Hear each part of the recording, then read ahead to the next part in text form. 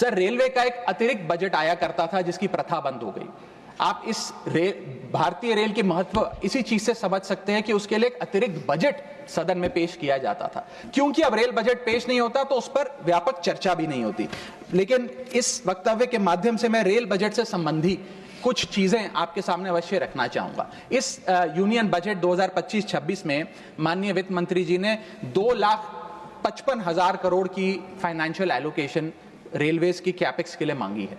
ये 2009 से 2014 के बीच में लगभग 50,000 करोड़ होती थी, जो आज इतने गुना 5 गुना बढ़ के 2.5 लाख करोड़ से ऊपर हो गई है।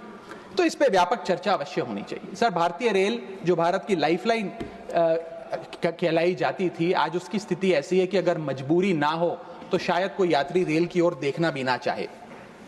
रेल जनता का रेल जरूर बना रही है और इसका कारण यह है कि भारतीय रेल को अपनी पीआर, सोशल मीडिया कैंपेन्स और रील्स ज्यादा पसंद है, ना कि रेल की सुविधाओं को कैसे बेहतर करना है वो पसंद है। सर, भारतीय रेल एक समय इस देश के 140 करोड़ आबादी का गौरव और उम्मीद हुआ करती थी, गरीबों का सहारा हुआ करती थी। लेकिन आज मैं बताना चाहता हूं कि भारतीय रेल की वो स्थिति है जो शायद ही पूरे सब कॉन्टिनेंट के तमाम रेलवे से अगर आप कंपेयर करें तो बद से बदतर होती जा रही है। सर, जितनी आबादी ऑस्ट्रेलिया की है, स्विट्जरलैंड की है, डेनमार्क की है, स्वीडन की और अन्य देशों की है, उससे ज्यादा लोग भारतीय रेल में रोज सफर करते हैं। सर, इतना महत्व है भारत की रेलवे का। लेकिन कई बड़ी चिंताएं आज भारत के एक आम रेल यात्री को सता रही हैं, जो मैं चाहूंगा इस बजटरी एलोकेशन के माध्यम से वित्त मंत्री जी और रेल मंत्री जी इसे एड्रेस करें। पहला है सर, घटती रफ्तार और बढ़ता किराया। सर, जहां दुनिया की ट्रैवल की रफ्तार बढ़ रही है, वहीं भारतीय रेल जो हमारी लाइफलाइन है उसकी रफ्तार घट रही है। पहले तो सर शताब्दी और राजधानी की स्पीड कम कर दी गई ताकि वंदे भारत की स्पीड बढ़ा दी जाए और उसको फास्टेस्ट ट्रेन घोषित किया जाए। लेकिन अब जून 2024 की रिपोर्ट बताती है कि वंदे भारत की भी स्पीड को कम कर दिया गया है। बताया जा रहा है कि हमारे रेल ट्रैक्स उतने पर्याप्त नहीं है कि इतनी तेज रफ्तार पे वंदे भारत भाग सके। सर, आज हम विश्व गुरु बनने तो अवश्य चले हैं, लेकिन यह बात जाननी भी जरूरी है कि चीन और जापान की सबसे स्लोएस्ट रफ्तार पे चलने वाली ट्रेन भारत की सबसे फास्टेस्ट रफ्तार पे चलने वाली ट्रेन से कहीं ज्यादा तेज दौड़ती है। सर, और अगर रेल धीमी होगी तो देश की इकोनॉमी, देश की अर्थव्यवस्था का चक्का धीमा चलेगा। और किराए की तो सर क्या ही बात करें, जिस वंदे भारत का प्रचार रेल मंत्री जी करते थकते नहीं हैं, आज उस वंदे भारत का किराया इतना है कि गरीब आदमी छोड़िए, आम आदमी भी उसे अफोर्ड नहीं कर पा रहा। सर, वित्तीय वर्ष 2013-14 में एवरेज फेयर पर पैसेंजर पर किलोमीटर 32 पैसे हुआ करता था। 2021-22 वित्तीय वर्ष में ये 107% बढ़ के 66 पैसा हो गया है। सर, इतने रेल के किराए में इजाफा देखा गया है। हवाई चप्पल वालों को हवाई यात्रा कराने का वादा था सर, लेकिन हवाई चप्पल पहनने वालों को इतना निचोड़ दिया कि शायद अब वो रेल यात्रा के भी लायक नहीं रहे।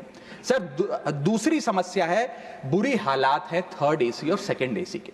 थर्ड एसी, सेकंड एसी को सर एक समय पर जनरल बोगी, एक समय पर लग्जरी माना जाता था, लेकिन आज वो जनरल बोगी से भी बुरी स्थिति में है। अगर टिकट मिल भी जाए sir third AC, second AC की, तो सीट मिलने की कोई गारंटी नहीं है, क्योंकि जैसे ही आप बैठेंगे थोड़ी देर में कोई शख्स आकर कहेगा, भाई साहब थोड़ा एडजस्ट करिए, थोड़ा सी रखिए, हमें भी बैठने दीजिए। ये वास्तविकता है। और आप सोशल मीडिया और तमाम तरीके के पोर्टल्स पर आप देखेंगे तो क्या आरामदायक सरकार, क्या आरामदायक यात्रा, आरामदायक सफर भारत सरकार आम रेल यात्री को दे रही है, वो देखकर आप समझ जाएंगे। जैसे कहते हैं ना सर, हिंदी का सफर अंग्रेजी का सफर बन गया है भारतीय रेल के एक यात्री के लिए।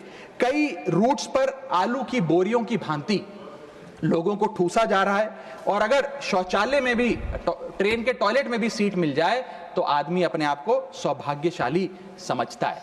सर, जहां भेड़ बकरियों की तरह भोले भाले लोगों को ट्रेन में ठूसा जा रहा है, पूरी टिकट लेकर सुविधा के नाम पे सिर्फ धक्का दिया जा रहा है, और सर हमारे देश के भोले भाले आम आदमी इसको अपनी किस्मत समझकर स्वीकार कर लेते हैं।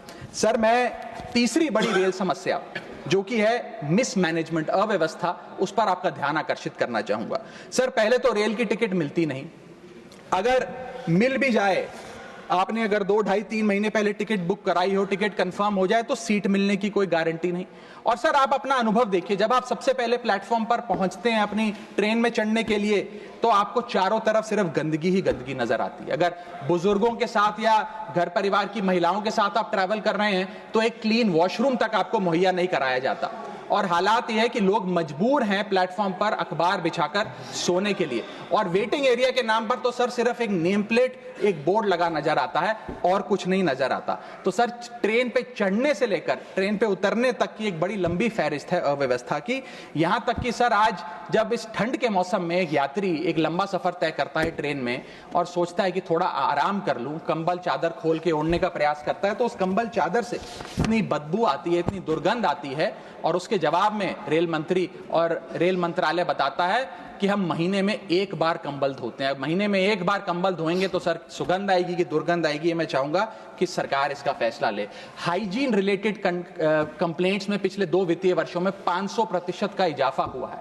ये दिखाता है कि हाइजीन स्टैंडर्ड्स को कितना कॉम्प्रोमाइज करती जा रही है हमारे देश की रेल।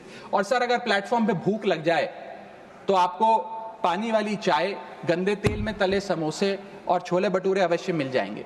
और इसी के साथ साथ अगर आपने IRCTC का खाना बुक किया हो और रेल विभाग आपको खाना दे, तो जब वेज थाली आप मंगाएंगे तो उसमें आपको कॉम्प्लीमेंट्री मच्छर, कॉकरोच और कीड़े मकोड़े भी नसीब हो सकते हैं।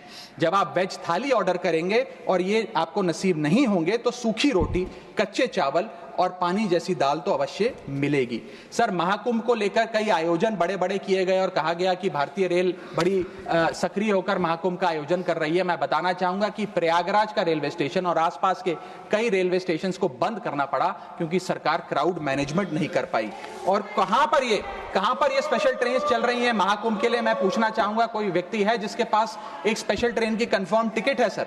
और सर मैं चौथी बड़ी चीज जिस पर आपका ध्यान आकर्षित करना चाहूंगा वो है आम आदमी से लूट।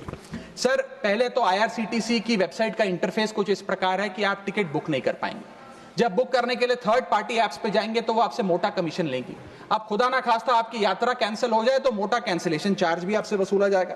और प्लेटफॉर्म टिकट की तो क्या बात करें सर, आपके सगे संबंधी अगर आपको प्लेटफॉर्म पर छोड़ने आए तो कितना प्लेटफॉर्म पे खर्चा होता है, कितनी प्लेटफॉर्म टिकट किस रेट पर वसूली जाती है वो आपको पता है सर। और हालात ऐसे हैं कि वहां पर बिस्लरी का पानी आप प्लेटफॉर्म पर खरीदिए तो बिलसेरी का नकली पानी आपको दिया जाता है। ऐसे ऐसे ब्रांड्स के चिप्स, चॉकलेट्स, बिस्किट्स और पानी दिया जाता है जिन ब्रांड्स का आपने कभी नाम नहीं सुना। सर 5वीं समस्या है ज्यादा से ज्यादा नॉर्मल ट्रेन चलाने की आवश्यकता। सर बुलेट ट्रेन और वंदे भारत से ज्यादा किफायती यात्रा नॉर्मल ट्रेन में हो जाए तो देश का आम आदमी खुश हो जाएगा। आज इस भीषण महंगाई और भयंकर बेरोजगारी का आलम कुछ इस प्रकार है कि लोगों के पास समय ही समय है लेकिन पैसा नहीं है। भले ही आप आधा 1 घंटा रफ्तार धीमी कर दें लेकिन 2000 रुपए में मिलने वाली टिकट को ट्रेन की 500-600 रुपए कर दें तो आम आदमी का बहुत भला हो जाएगा। सर इसी के साथ साथ मैं बुजुर्गों की बंद हुई सब्सिडी पर भी आपका ध्यान आकर्षित करना चाहूंगा। 2020 में सरकार ने बुजुर्गों को मिलने वाली रेल टिकट पर जो सब्सिडी थी वो बंद कर दी, जिसके चलते सरकार ने काफी ढोल बजाकर कहा कि वित्तीय वर्ष 22-23 में उन्होंने 2242 करोड़ पैसे 150 मिलियन सीनियर सिटीजन से वसूल किए हैं, यानी कि 2200 करोड़ की रेलवे की इनकम में इजाफा हुआ। अब बताइए सर, क्या हम अपने बड़े बुजुर्गों की हड्डियां निचोड़कर भी पैसा वसूलेंगे? पूरी जिंदगी भर काम करने के बाद एक सीनियर सिटीजन सोचता है कि रिटायरमेंट के बाद तीर्थ करने जाऊंगा, धार्मिक स्थानों पे जाऊंगा, लेकिन आज हम ये सब्सिडी बंद करके उन पर महंगाई का एक बड़ा बर्डन डाल रहे हैं। मैं वित्त मंत्री जी को और रेल मंत्री जी को कहना चाहूंगा कि अगर ये बड़े बुजुर्ग तीर्थ यात्रा पे जाएंगे तो शायद आप ही के लिए दुआएं मांगेंगे। सर इसी के साथ साथ मैं रेल और जनता की सुरक्षा, ये मेरा आखिरी पॉइंट है सर, इसके टुवर्ड्स भी आपका ध्यान आकर्षित करना चाहूंगा। सर पहले सुरक्षित यात्रा की गारंटी हुआ करती थी, आज कोई गारंटी नहीं। रेल मंत्री कहते हैं हमने कवच सिस्टम नाम का एक नया सिस्टम लागू किया है जिससे अब रेल दुर्घटनाएं बंद हो जाएंगी। सर क्या 1 महीना भी ऐसा बीता कवच सिस्टम लागू होने के बाद जब रेल दुर्घटना का कोई समाचार हमारे पास नहीं आया? सर बीते 5 सालों में 200 से ज्यादा रेल एक्सीडेंट्स हुए हैं जिसमें 400 से ज्यादा लोगों की मौत और अनगिनत लोग इंजर हुए हैं। CAG की वर्ष 2000 जो अभी रिपोर्ट आई वो बताती है कि वित्तीय वर्ष 2018 से 2021 के भीतर जितनी भी ट्रेन एक्सीडेंट्स हुए उसका 75% कारण लैक ऑफ ट्रैक मेंटेनेंस, यानी कि रेल ट्रैक की मेंटेनेंस में जो कमी है उसकी वजह से रेल की दुर्घटनाएं हो रही हैं। हम ये हाउस 2.5 लाख करोड़ रुपए सैंक्शन करने जा रहा है भारतीय रेल को। मुझे उम्मीद है कि कम से कम ट्रैक मेंटेनेंस तो ठीक ठाक तरीके से रेलवे विभाग कराएगा। सर, इसी के साथ साथ जितनी भी ये समस्याएं बताई गई हैं, अगर रेल मंत्री रील से ज्यादा रेल पर ध्यान दे तो अवश्य इसका इलाज हो जाएगा। मैं 4 पंक्तियां एक आम रेल यात्री के अनुभव को एक्सप्लेन करते हुए आपके सामने पढ़ना चाहूंगा। सर, अजब गजब चल रहा है रेल का खेल, हमेशा गाड़ी लेट तो कहीं ब्रेक फेल, महंगी टिकट के बाद भी सीट मिलने की आस नहीं, सुरक्षित पहुंच जाएं इस बात पर विश्वास नहीं, भिड़ रहे हैं ट्रेनें, मर रहे हैं लोग, रेल मंत्री लगा रहे हैं अमृतकाल का भोग, बुकिंग से लेकर टिकट कैंसिलेशन तक दर्जनों टैक्स का जाल, भेड़ बकरियों की तरह ठूसे जा रहे हैं लोग, कैसे मनाएं अमृतकाल। बेरोजगारों के देश में हो रही है बुलेट ट्रेन की बात, सरकार कैसे समझेगी आम आदमी के मन के जज्बात। रेल मंत्री को रेल नहीं रील पसंद है, टिकट के नाम पर मनमाना बिल पसंद है, खाना मांगने पर मिलता है कॉकरोच, छिपकली और मच्छर। इतना बदहाल हो चुका है हमारी लाइफलाइन का स्ट्रक्चर। आखिर कैसे सुधरेगी व्यवस्था, कैसे बदलेंगे हालात, सरकार समझने को तैयार नहीं।